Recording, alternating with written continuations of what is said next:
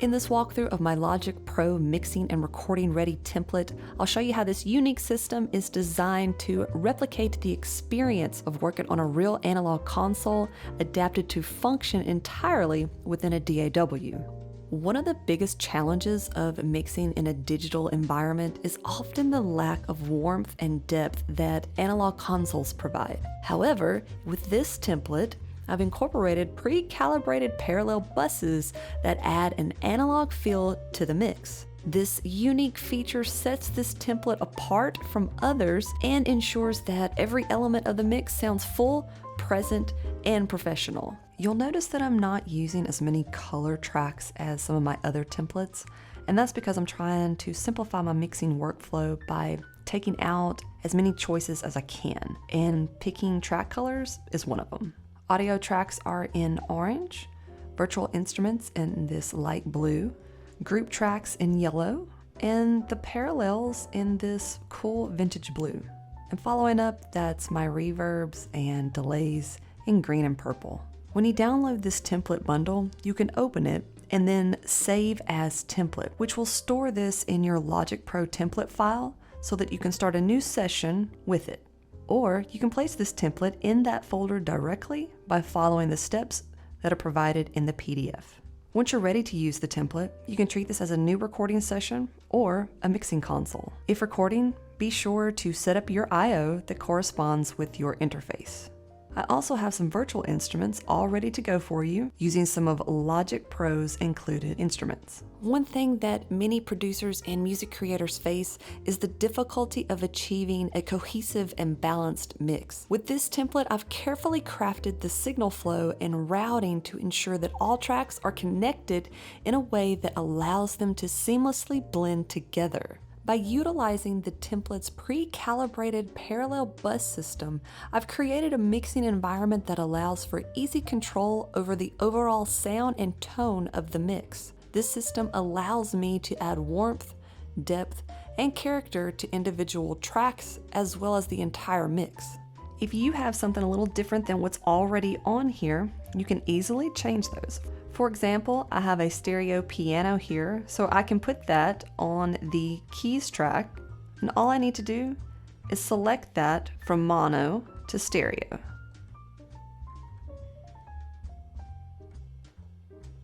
And now I can just rename this to stereo keys.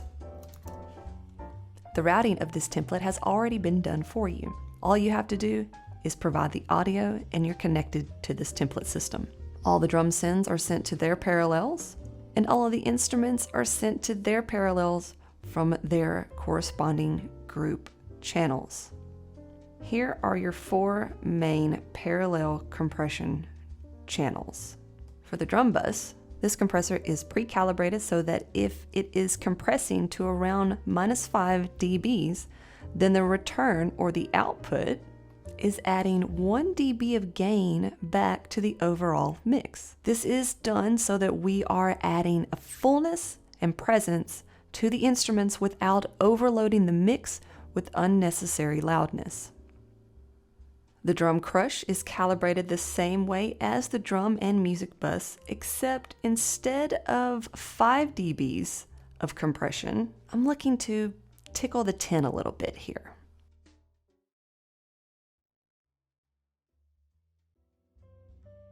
And again, that has been pre-calibrated to send back in 1 dB of overall gain to the mix.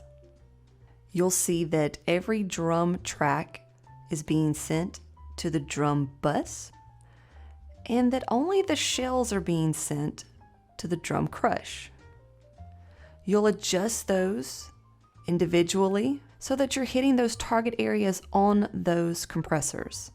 You'll also want to make sure that these are in pre-fader mode so that we're getting a true parallel style of mixing. Same thing for the music bus. You'll adjust those accordingly to hit just under 5 dBs worth of compression. Everything from guitars, strings, horns, any sort of orchestra effects, anything like that will be sent to the music bus. The bass bus has its own setup, which you'll find just a simple parallel compression channel right here.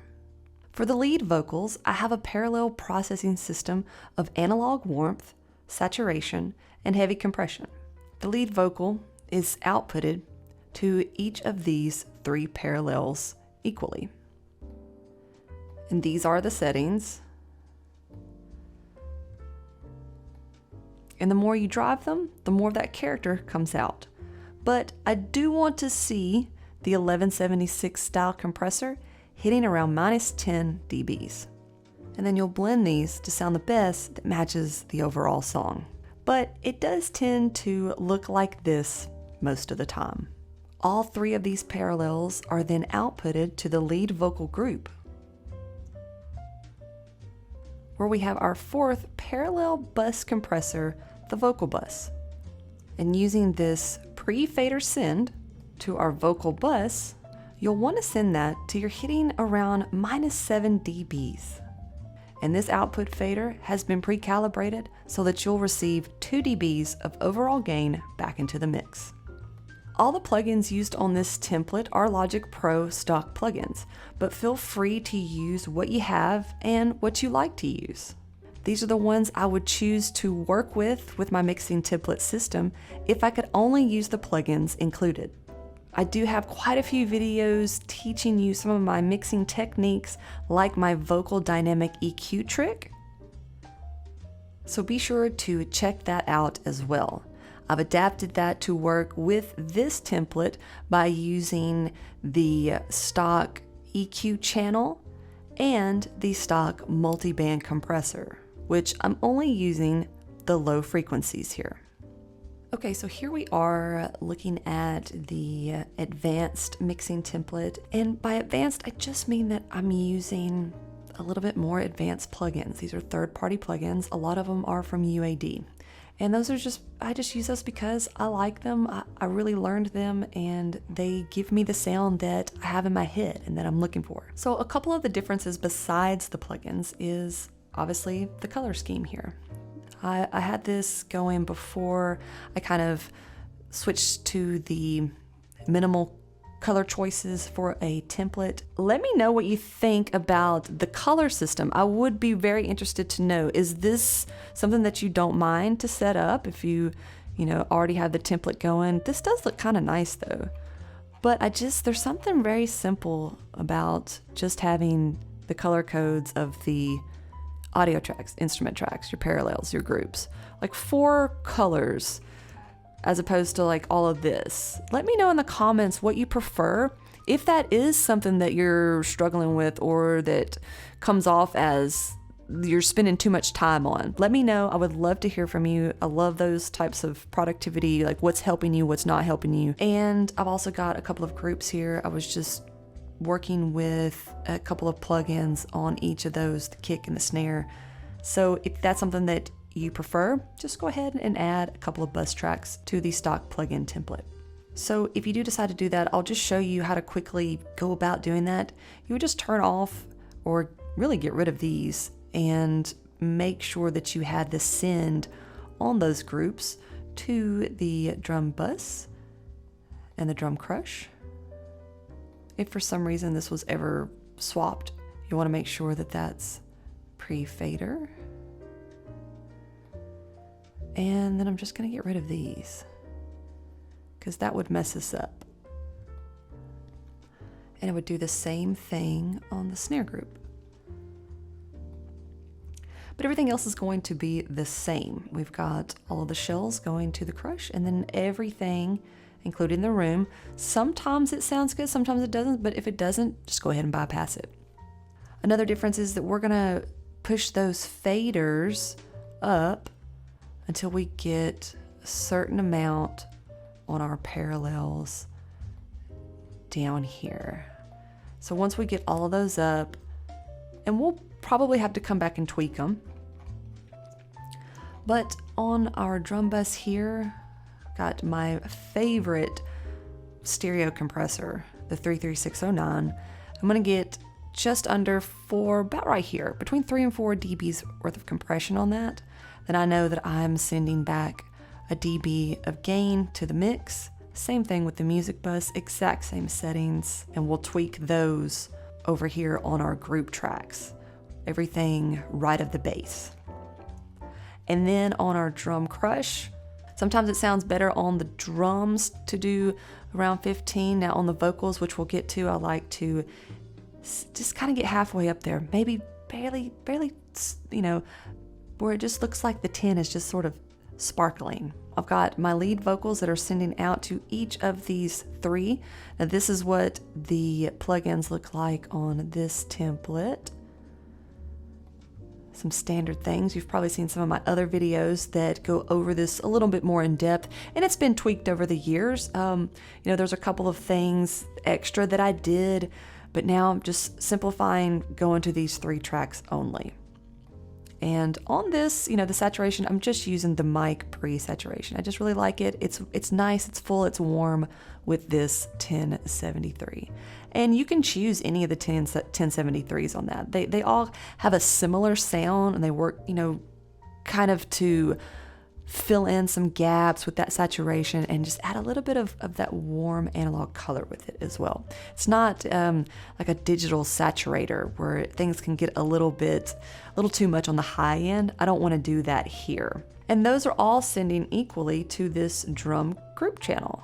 And this is where we've got our send in pre-fader going to our vocal bus. And if we are hitting at around -7 dBs, then I know that I've got a return of 2 dBs to the overall mix.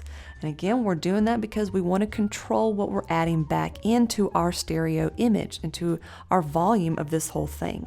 A lot of times people start adding parallel compression and it's just adding way too much, and we're starting to clip, and we're not doing the things that we have in our mind. We're just kind of mimicking what we see online a lot of times.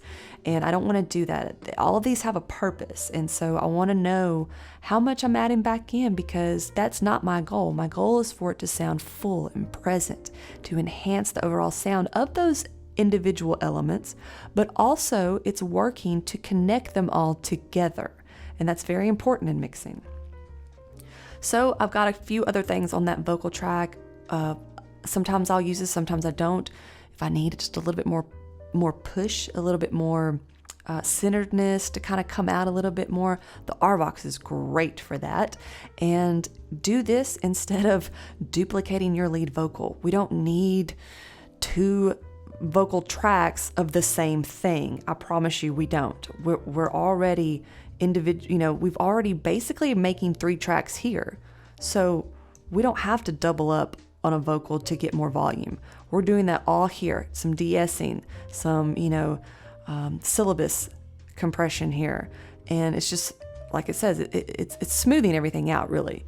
And then that final tube compression, I like about 3 dBs of that. Just to round everything out that we've done to the vocal. It's not a lot of processing. It's not, cutting EQ, compression, a tonal EQ, more compression. It's none of that stackable, just counterintuitive plug-in stacking is what I like to refer to it as. It's unnecessary and it will harm the sound of your song. And again, I've got the instrument chamber over here. That's also going to be on the stock version of this, and that's bus 25. I will send a little bit of everything. Again, just some more things down here. Now these are some reverbs that have gone along with the virtual instruments, and that's why I have an I, just instrument horn, instrument strings, for all of the included virtual instruments that Logic Pro has.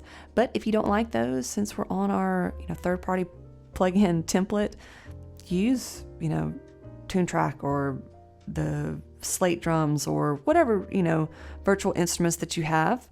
Add them right there. Again, make sure that you have all of your IO settings will be different, right? This is just what's reflecting. Everything is just kind of coming out of channel 1 anyways right now. So that's just like a generic setting. So you'll go into your IO and you'll set that up however your interface is. But if you're ready to record, you'll just, hit the R button and off you go. If you have other tracks that you want to mix, then you just drop them in here. And again, everything can be customized. You can even start building songs here. I know when you drop in this virtual drum, it's really cool. Like, and then you can drag that down, and so now you have it in MIDI because we're using this. Is this the sampler, I believe? And so now, when we play this, you just kind of come up with a beat. And then if you didn't like it, you just go down here and you can take away or add whatever you need to. It's so cool, and you can do it with the piano.